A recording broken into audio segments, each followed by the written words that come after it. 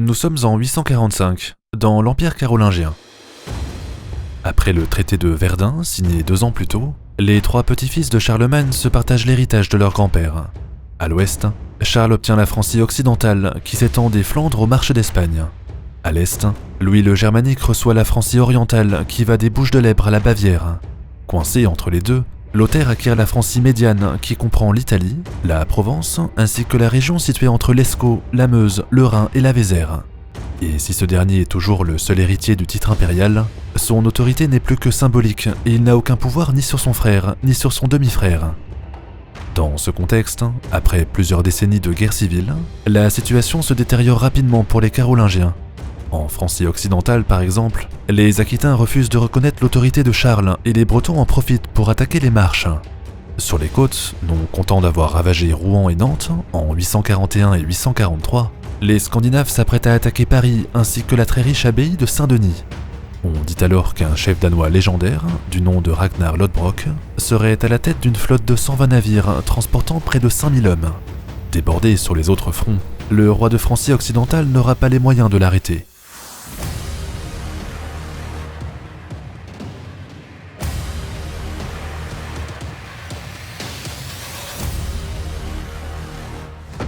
Quand nous étions à l'école, on apprenait tous par cœur l'histoire de France, mais on l'a oublié rapidement au fil du temps. Après les études, on se souvient vaguement des rois, on retient à peu près les grands événements, on a du mal à ressortir les dates, et pourtant, on aimerait tous connaître la grande comme la petite histoire dans le détail. Pour cela, les éditions Phoenix ont créé un catalogue d'œuvres anciennes destinées au grand public et sélectionnées sur mesure. Entre le Napoléon de Jacques Bainville ou le Clovis de Godefroy Kurt, découvrez leur dernière sortie en date, Le siècle de Louis XIV, écrit par Voltaire. En travaillant plus de 20 ans sur son ouvrage, le philosophe nous a laissé un portrait complet du grand siècle. Alors, lisez cet incontournable de Voltaire dans un format royal avec couverture cartonnée et dorure imprimée. Grâce au code bataille, obtenez 5% de réduction sur tout le catalogue et profitez de la livraison offerte en mondial relais. Alors bonne vidéo et bonne lecture avec les éditions Phoenix, cliquez sur le lien juste en dessous pour accéder à leur site web.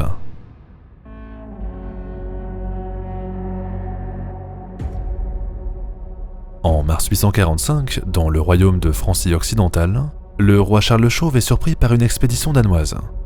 Alors qu'il assiège Toulouse, occupée par les rebelles aquitains, alors qu'il défend Rennes contre les incursions bretonnes, il doit renforcer soudainement ses garnisons sur la Seine.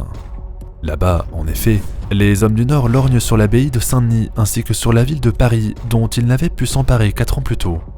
Pour comprendre l'objectif des Scandinaves, il faut reprendre l'analyse que nous avions faite lors de l'épisode 1. À l'époque, les Normands ne cherchent pas encore à migrer vers de nouveaux territoires. Pour l'instant, ils cherchent surtout à s'enrichir en établissant de nouvelles routes commerciales.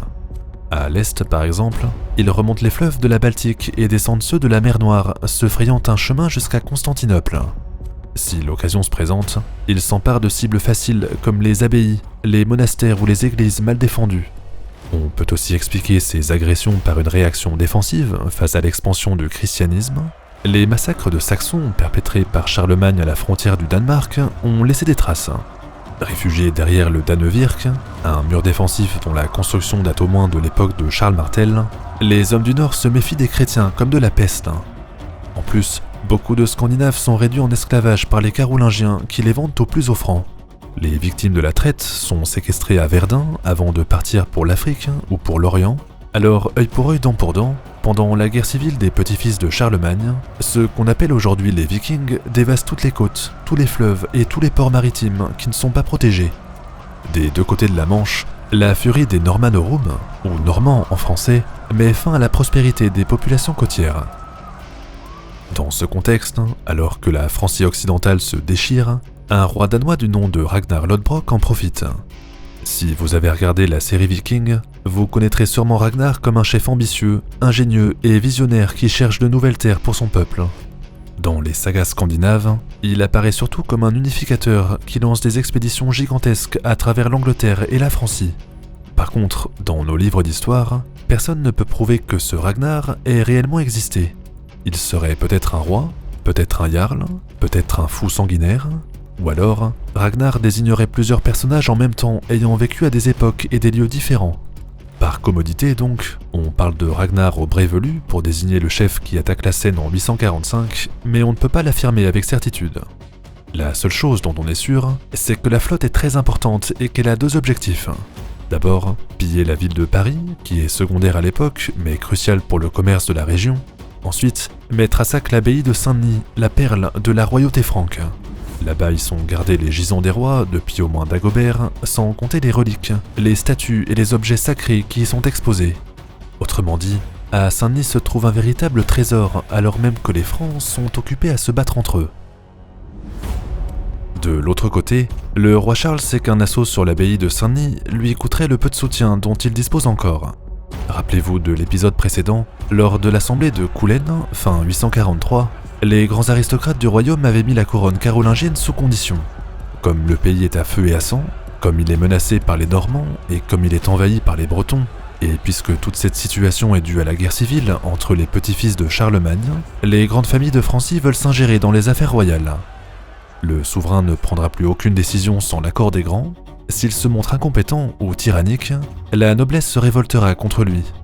Or, nous avions dit que l'Empire carolingien fonctionnait grâce à un système d'allégeance. Pour les impôts comme pour l'armée, tout dépend de la bonne volonté du vassal à obéir à son suzerain. L'armée ne se réunit pas en masse parce que le roi l'aurait décidé, elle se regroupe parce que les seigneurs, les évêques et les comtes sont de bonne volonté. Ainsi, la situation se présente à Charles comme un cercle vicieux.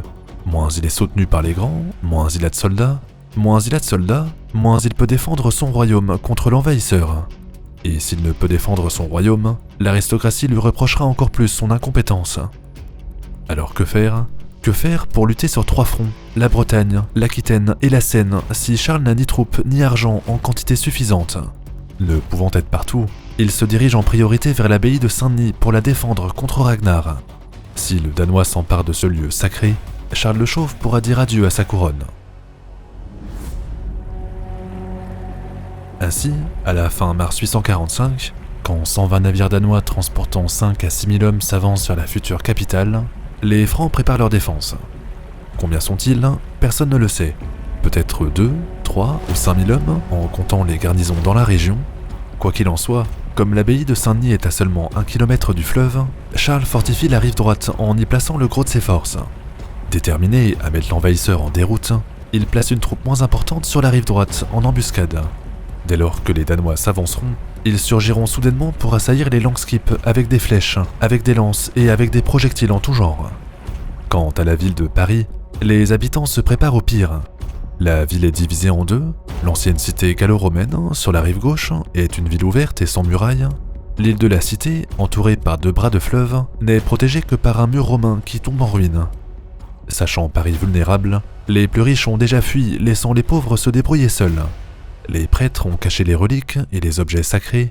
Les habitants qui en ont les moyens ont affrété des centaines de barques pour évacuer leurs richesses en aval de la Seine. Mais quoi qu'ils fassent, quoi qu'ils préparent et quoi qu'ils anticipent, rien n'empêchera l'envahisseur de piller la ville. Les abbayes de Saint-Germain, de Sainte-Geneviève, ainsi que les monastères, les hameaux et les fermes seront mis à sac. La région en sortira ruinée, alors les habitants se réfugient dans la forteresse. Dans un dernier espoir, les ponts sont brûlés et le mur romain est reconstruit avec des matériaux improvisés.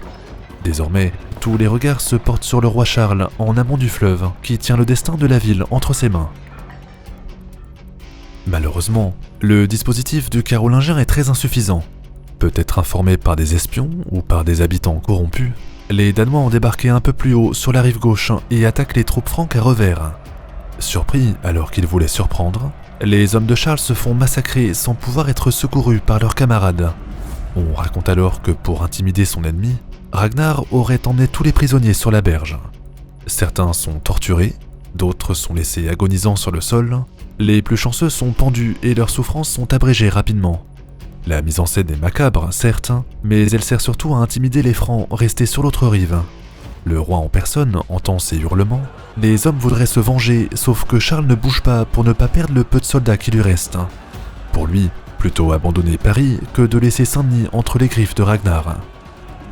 Alors, le Carolingien laisse les Danois faire le siège de la cité sans les affronter. Forcément, les pillards ne perdent pas un seul instant. Une partie monte à l'assaut des murailles, l'autre partie sort des vaisseaux et se répand dans la campagne. Les Normanorum, comme les Francs les appellent, ratissent tous les villages, tous les monastères et toutes les églises. Les appels au secours de la population n'y changent rien. Charles, pourtant situé à seulement 10 km, demeure immobile et reste à l'abri dans l'abbaye. Les Parisiens sont donc laissés à leur triste sort. Ragnar Aubrevelu en profite pour jeter toutes ses forces dans la bataille. Maintenant, une fois que leurs navires sont remplis de butin, les Scandinaves n'ont plus aucun intérêt à se fatiguer sur les remparts. Ragnar le sait pertinemment, avec les Aquitains en révolte, avec les Bretons qui menacent les marches, avec les aristocrates qui s'impatientent, le roi Charles n'a pas de temps à perdre. Alors, aurait demandé le chef légendaire, en échange d'une rançon de 7000 livres, les hommes du Nord promettent de s'en aller. Dépourvu de solution, Charles est tiraillé entre ses conseillers qui refusent et les autres qui s'empressent d'accepter. Dans un sens, disent les premiers, payer des païens pour qu'ils s'en aillent est un aveu d'impuissance. D'un autre côté, disent les seconds, c'est peut-être le seul moyen de sauver ce qui peut l'être encore. Alors, après de longues hésitations, le roi finit par accepter la proposition. La somme colossale de 7000 livres est remise à Ragnar en échange de son départ. Celui-ci tient sa promesse tout en ravageant quelques villages sur sa route.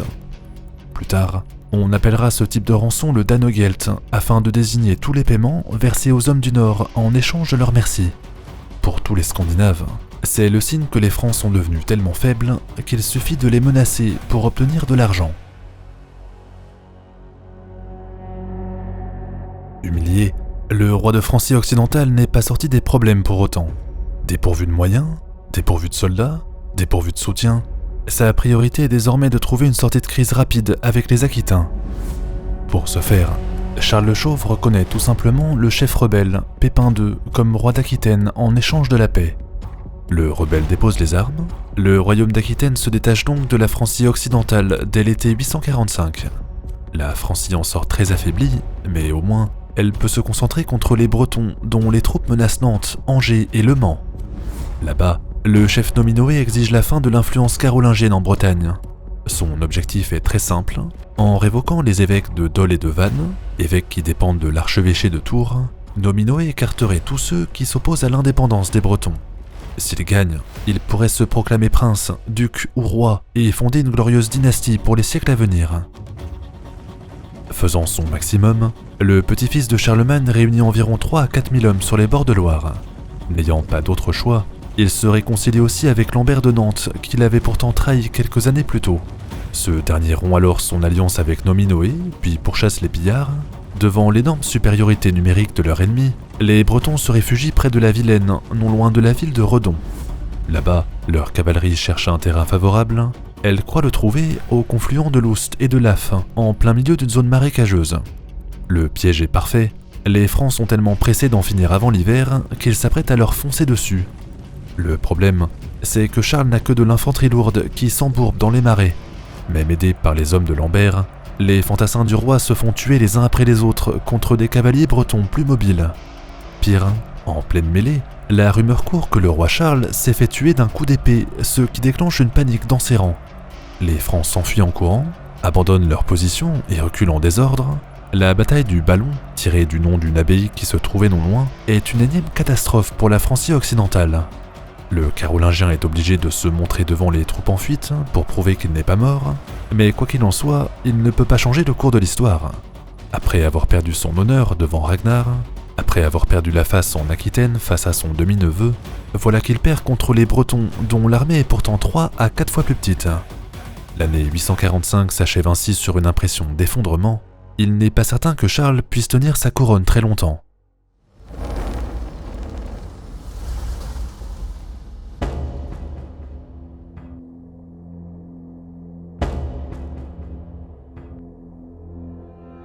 Seulement 2 ans après le traité de Verdun, qui partage l'Empire en 3, la Francie occidentale connaît l'une des périodes les plus difficiles de son histoire. Or, comme nous l'avions rappelé en début d'épisode, la couronne est déjà sous pression suite aux accords de Coulaine. Désormais, avec 3 déconvenus contre les Normands, les Aquitains et les Bretons, Charles le Chauve se trouve dans une impasse. Pour comprendre ce qui suit, il faut faire un bref retour sur l'infographie politique des Carolingiens. Dans la tradition franque, le souverain, désormais un roi, gouverne toujours avec l'aval de ses vassaux qui se rassemblent 2 fois par an. La première assemblée, appelée Plaide d'automne, réunit les principaux aristocrates et les grands évêques. Juste avant les premières neiges, les invités discutent des orientations générales du gouvernement. On y parle de sujets variés comme les moissons, les récoltes, les dogmes à réformer ou bien les campagnes militaires à préparer. Les dispositions sont actées par le roi après avoir recueilli l'avis de tous les participants. Ensuite, 6 mois après cette première assemblée, les Francs se réunissent encore dans un plaid de printemps appelé Champ de Mai. Là, devant tous les comtes, tous les seigneurs et tous les responsables locaux sont présentées les orientations actées lors du plaid précédent. Les participants peuvent partager leur opinion, apporter leur expertise ou exprimer un enjeu différent. Leurs avis servent à conseiller le souverain pour qu'il prenne la meilleure décision possible. Enfin, quand la séance est levée, les capitulaires sont proclamés. Ces règlements sont appliqués par les comtes qui surveillent leur bonne application dans leur fief, et pour s'assurer que tout le monde obéit, tous les vassaux se soumettent à l'inspection des missi dominici qui font des tournées sur le territoire. Ce système, qui marchait parfaitement sous Charlemagne, reposait sur l'autorité naturelle de l'empereur qui était au-dessus de tout et de tout le monde. Malheureusement, le rapport de force s'est complètement inversé sous son petit-fils. En effet, puisque les Carolingiens sont accusés d'avoir créé le chaos, ce n'est plus le roi qui recueille l'avis de ses aristocrates, ce sont plutôt les aristocrates qui encadrent les décisions royales. Dans la pratique, le gouvernement se fixe la formule de concilium et auxilium, ou conseil et aide en français, qui signifie que Charles le Chauve ne peut décider de rien s'il n'a pas reçu l'avis favorable de ses conseillers. Or, une des conséquences de cet affaiblissement, c'est une perte de contrôle sur l'acteur principal de la bureaucratie carolingienne. Sous Charlemagne, les comtes étaient nommés au mérite. Leur charge n'était pas héréditaire. Un fonctionnaire pouvait être nommé comte à Paris, puis comte en Bavière l'année suivante. Interchangeables, les hauts fonctionnaires étaient ainsi au service de la couronne et en mission sur les territoires qui leur étaient confiés. Du moins, c'était le cas jusqu'à Charles le Chauve, puisque sous son règne, le gouvernement a désormais du mal à s'imposer dans les comtés. Et encore une fois, comme ce sont ces fameux comtes qui assurent la collecte d'impôts et la levée de troupes, la couronne se retrouve sans ressources et sans moyens de pression. Bref, peu à peu, l'aristocratie prend le contrôle du jeu politique, militaire et économique de la Francie occidentale.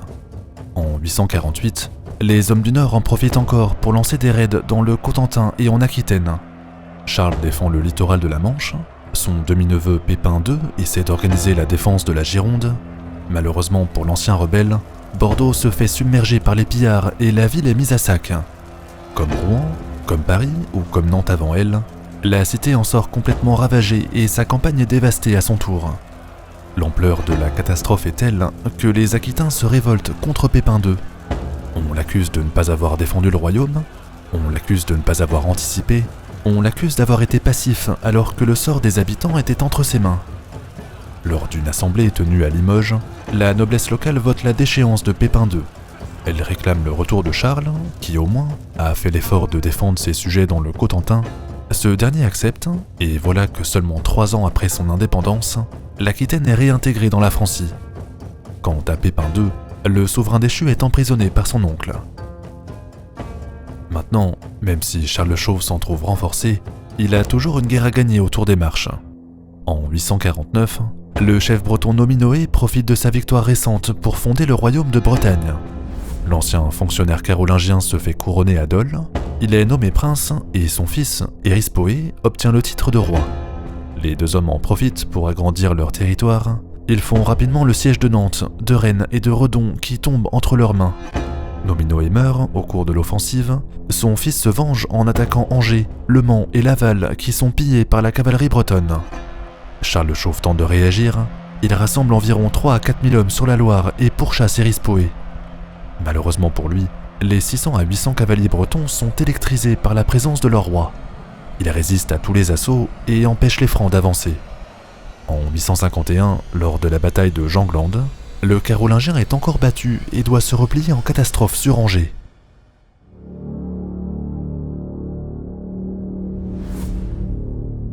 Après cette nouvelle déconvenue, le roi de Francie occidentale doit se rendre à l'évidence. Ce n'est pas de l'impuissance dont son armée fait preuve, ce n'est pas de l'incompétence ni un manque de volonté. Tous les problèmes sont le résultat d'une seule et même chose. Si l'empire de Charlemagne était un colosse aux pieds d'argile, la Francie occidentale est un état failli où l'autorité centrale n'existe plus. Alors, comme les accords de Coulennes le laissaient pressentir, l'aristocratie se révolte contre son souverain. Ce dernier pouvait-il mieux faire ? Encore une fois, il est prisonnier d'un cercle vicieux où chaque revers le prive des ressources nécessaires pour se rattraper. L'histoire a très mal jugé ce roi, mais Charles le Chauve est dépourvu de moyens et de ressources. Dans les prochaines vidéos, nous verrons justement comment cet effondrement a formé le terreau dans lequel s'est développée une nouvelle génération de dirigeants.